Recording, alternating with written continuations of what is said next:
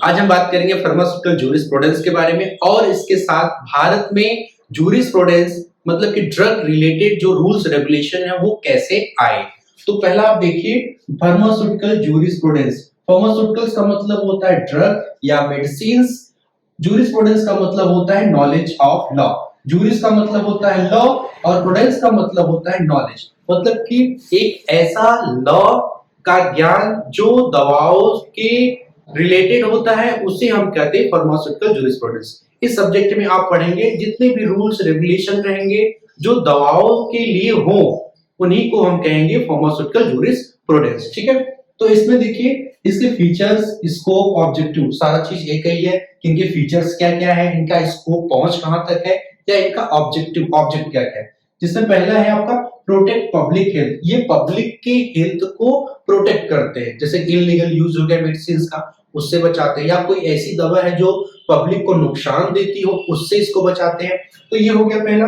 दूसरा, maintain standard of drug and cosmetic. जो drugs दवाएं होती हैं और जो कॉस्मेटिक है उनकी स्टैंडर्ड, उनकी क्वालिटी को ये मेंटेन करता है। ठीक है। दूसरा हो जाए स्टैंडर्ड्स ऑफ फार्मेसी प्रोफेशन। जो हमारा फार्मेसी का प्रोफेशन है उसको ये स्टैंडर्ड मेंटेन किया जाता है, और उसके साथ साथ जो फार्मेसी का एजुकेशन है उसके भी ये काम करता है ताकि जो एजुकेशन है फार्मेसी का वो मेंटेन रहे। नेक्स्ट है आपका एक्यूरेट प्राइस ऑफ ड्रग। जो दवा की प्राइस है उसको भी ये एक्यूरेट मतलब सही रखे रहता है।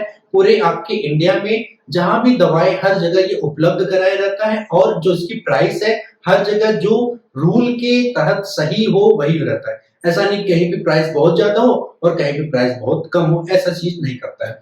इसके बाद में लीगल रूल्स एंड रेगुलेशन। ये लीगल रूल, जो रूल्स या रेगुलेशन जो सही होता है उसको मिनिमाइज करके एक स्टैंडर्ड करके एक अच्छा करता है, ताकि जो भी इलीगल यूज है उसको रोक सके, दवा का स्टैंडर्ड है उसको मेंटेन कर सके, जो फार्मेसी का एजुकेशन है उसको बना सके, और जो फार्मेसी का प्रोफेशन है उसको भी ये मेंटेन कर सके। फिर आपका prohibit illegal use of drugs. जो दवाओं का बहुत ही ज्यादा इनलीगल यूज होता है उन इनलीगल यूज से बचाने के लिए ये ऐसा रूल्स रेगुलेशन इसके अंतर्गत तैयार किया जाता है जिससे दवाओं का इनलीगल यूज बच सके। ठीक है, तो मेन इसका मतलब क्या हो गया फार्मास्यूटिकल जूरिस्प्रूडेंस की ऐसा रूल्स रेगुलेशन जो दवाओं के लिए हो जिससे हम पब्लिक के हेल्थ को प्रोटेक्ट कर सके, फार्मेसी की एजुकेशन को सही कर सके और फार्मेसी के प्रोफेशन को भी सही कर सके, दवाओं की सही प्राइस कर सके, उसके स्टैंडर्ड को हम मेंटेन कर सके। तो इन सब के लिए जो रूल्स रेगुलेशन बनते हैं उसमें फार्मास्यूटिकल जूरिस्प्रूडेंस के अंतर्गत ही बनते हैं, और इनको ये इन्हीं के तहत इनको रेगुलेट किया जाता है। ठीक है, तो ये हो गया फार्मास्यूटिकल जूरिस्प्रूडेंस का डेफिनेशन और इसका स्कोप। फिर इसके बाद नेक्स्ट टॉपिक आता है आपका फार्मास्यूटिकल लेजिस्लेशन। लेजिस्लेशन, फार्मास्यूटिकल्स का मतलब होता है ड्रग्स, लेजिस्लेशन का मतलब होता है एक प्रोसेस। क्या होता है? एक ऐसा प्रोसेस जिसमें हम क्या करते हैं, मेकिंग लॉ। इसमें हम क्या करते हैं, लेजिस्लेशन एक प्रोसेस है जिसमें हम रूल्स रेगुलेशन बनाते हैं और उसके साथ साथ हम अथॉरिटी भी बनाते हैं कि किसको क्या काम करना है, चाहे वो सेंट्रल गवर्नमेंट का हो चाहे स्टेट गवर्नमेंट का हो, हम सबको काम सौंपते हैं कि कौन कैसे काम करेगा। ठीक है, तो ये हो गया लेजिस्लेशन का मतलब। अब देखिए इसमें क्या हुआ था, the opium act 1878, poison act 1919, the dangerous act 1930। ये देखिए 1878, 1919, 1930, इन तीनों ईयर जो है आपका, इन सब में ओपियम, पॉइजन, डेंजरस ये सब चीजें बहुत ही ज्यादा इलीगल यूज होती थी। ओपियम की खेती की जाती थी, वहां से ओपियम को इलीगल तरीके से सप्लाई किया जाता और इलीगल तरीके से यूज भी किया जाता था, जिससे पब्लिक के हेल्थ को बहुत ही ज्यादा प्रॉब्लम होती थी। पॉइजन्स का भी उस समय बहुत ज्यादा इलीगल यूज होता था। डेंजरस एक्ट में आपका ओपियम, मार्फिन, कोकेन, गांजा, हीरोइन ये सारी चीज का बहुत ही ज्यादा इलीगल यूज होता था इन सब ईयर्स में। तो इनके ऊपर कोई ऐसा रूल्स नहीं था कि इन सबको कंट्रोल किया जा सके। ठीक है, तो क्या किया गया उस समय इंडियन गवर्नमेंट ने 1931 में एक कमेटी बनाई जिसको हम बोलते हैं ड्रग इंक्वायरी कमेटी। क्या बोलते हैं? Drug inquiry committee Indian government ने 1931 में बनाई, जिसके चेयरमैनशिप जिसको उन्होंने दिया था उनका नाम है लेटनेस colonel R N Chopra. Colonel R N Chopra को उन्होंने इसका चेयरमैनशिप दिया कि इन्हीं के अंतर्गत ये सारा चीज जो इलीगल तरीके का यूज हो रहा है, चाहे जो मेडिसिन है, एजुकेशन है, आप इन सबको देखिए, इन सबको कैसे सही किया जाए। तो इन्होंने कई साल तक इस पे स्टडी किया और स्टडी करने के बाद जो ड्रग इंक्वायरी कमेटी, इनके पास कमेटी थी, इन्होंने सारी चीजों की स्टडी किया और इन्होंने एक ड्रग बिल 1940, एक ड्रग बिल 1940 और दूसरा एक फार्मेसी बिल 1945, इन्होंने दो बिल बनाए, एक ड्रग बिल बनाए, एक फार्मेसी बिल बनाए। जिसमें क्या हुआ था, ड्रग बिल में क्या था, ड्रग में मैन्युफैक्चरिंग, जो दवाओं की मैन्युफैक्चरिंग है, पैकिंग है, इंपोर्ट है, एक्सपोर्ट, इन सभी की रिलेटेड पूरा एक उन्होंने बिल बनाया कि इस मतलब कि जो ड्रग की फील्ड है वो इस तरीके की होनी चाहिए। ठीक है। फार्मेसी बिल में इन्होंने क्या बनाया कि जो फार्मासिस्ट है वो रजिस्टर्ड फार्मासिस्ट के बारे में इन्होंने बहुत ज्यादा बात की थी। तो इस कमेटी को हम चोपड़ा कमेटी भी कहते हैं, आर.एन. चोपड़ा नाम है इनका, इसलिए इसको चोपड़ा कमेटी भी कहते हैं। तो जो आपका ड्रग बिल है उसी के तहत आपका ड्रग एंड कॉस्मेटिक एक्ट 1940 और बाद में इसको अमेंडमेंट करके 1945 कर दिया गया। ठीक है। इसमें इन्होंने और भी चीजें लिखी थी, जैसे कि आपकी एडवाइजरी कमेटी, ऐसी कमेटी होनी चाहिए वहां पे जो एडवाइस करे, एनालिटिकल कमेटी की समय समय पे इन सभी चीजों को एनालाइज करते रहे कि सही काम हो रहा है कि नहीं हो रहा है। ठीक है। लाइसेंसिंग कमेटी, अब किसी को ड्रग को सेलिंग करना है, इंपोर्ट एक्सपोर्ट करना है तो उसमें लाइसेंस चाहिए, तो लाइसेंस के लिए भी एक कमेटी रहेगी। ठीक। फार्मेसी बिल जब पास हुआ तो उसमें बन के आया हमारा फार्मेसी एक्ट 1948, जिसमें क्या हुआ कि उन्होंने ये कहा कि एक फार्मेसी काउंसिल ऑफ इंडिया, मतलब कि सेंट्रल काउंसिल होनी चाहिए और एक स्टेट फार्मेसी काउंसिल होनी चाहिए। सेंट्रल बीच में हो गया, उसके चारों तरफ स्टेट फार्मेसी काउंसिल, जिससे क्या हो सके जो हमारा फार्मेसी का प्रोफेशन है,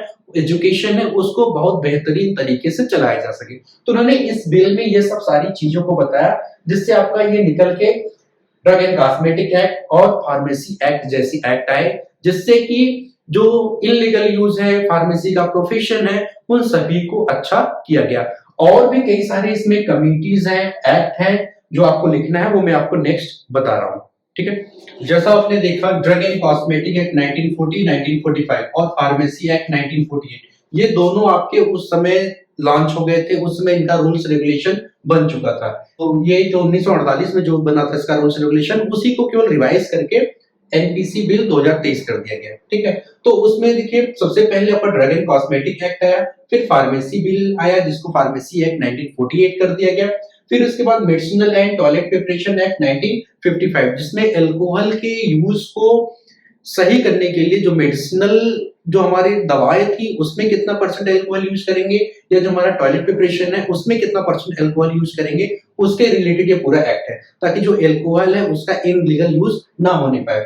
फिर है हमारा narcotic and psychotropic drug act, इसमें ओपीएम, डेंजरस और पॉइजन जैसे जो ढेर सारी ड्रग जो एडिक्शन कॉज करती हैं, उनके रिलेटेड सभी को कंबाइन करके एक एक्ट बना दिया गया, नार्कोटिक एंड साइकोट्रोपिक, जिससे हम ड्रग के इनलीगल यूज को हम रोक सके।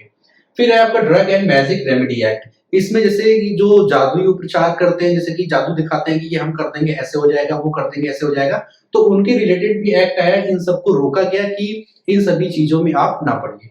ठीक है। उसके रिलेटेड भी एक्ट है।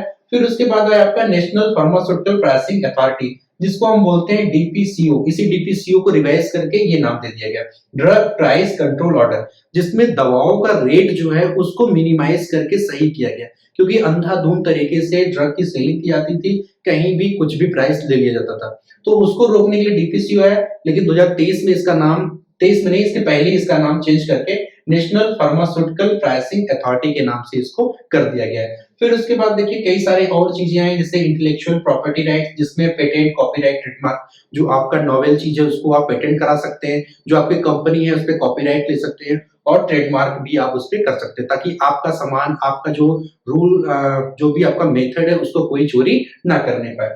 फिर उसके साथ साथ राइट टू इंफॉर्मेशन एक्ट, जो आपकी कंपनी की जो रूल्स हैं, लीगल्स हैं, जो प्लान्स हैं, उनको कोई और शेयर ना कर पाए, कोई और चुरा ना पाए, उसके रिलेटेड ये सारे एक्ट है। तो इतने सारे एक्ट बने जिससे फार्मेसी फील्ड को, मेडिसिन को सही किया गया। उसमें कुछ कमिटीज भी काम किया था, जैसे कि आपने अभी इसके पहले पढ़ा था ड्रग इंक्वायरी कमेटी। उसके बाद देखिए एक कमेटी है health survey and development committee, जो आया था 1946 में। इनके चेयरमैनशिप में sir Joseph bore, sir Joseph bore इस कमेटी के चेयरमैनशिप थे, और इस कमेटी को हम बोर कमेटी के नाम से भी जानते हैं। तो जो हमारा फार्मेसी बिल 1946 जो हमारा फार्मेसी बिल आया था, इन्होंने उस पर 3 साल काम किया, 3 साल काम किया और उसको 1948 में रेगुलेट कर दिया। इन्होंने उसमें central council, state council, registered pharmacist, central register, सारी चीजों को मेंशन किया और फिर उसको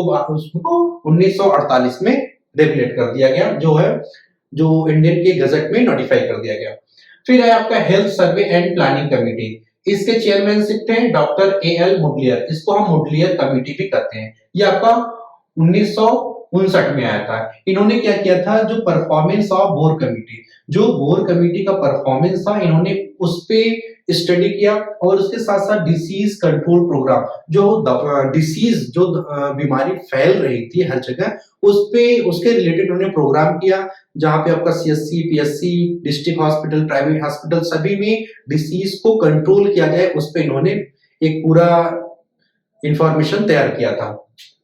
फिर है आपका हाथी कमेटी, जो आपका 1974 में मिस्टर जय सुखलाल हाथी, इन्होंने इनके चेयरमैनशिप में ये आया था। इन्होंने ड्रग और फार्मास्यूटिकल इंडस्ट्री, जो दवाएं हैं और उसकी जो इंडस्ट्री है, उस पे इन्होंने बहुत सारी चीजों के इंफॉर्मेशन जुटाए, जिससे कि उसमें भी कई सारे रूल्स रेगुलेशन चेंज किए गए।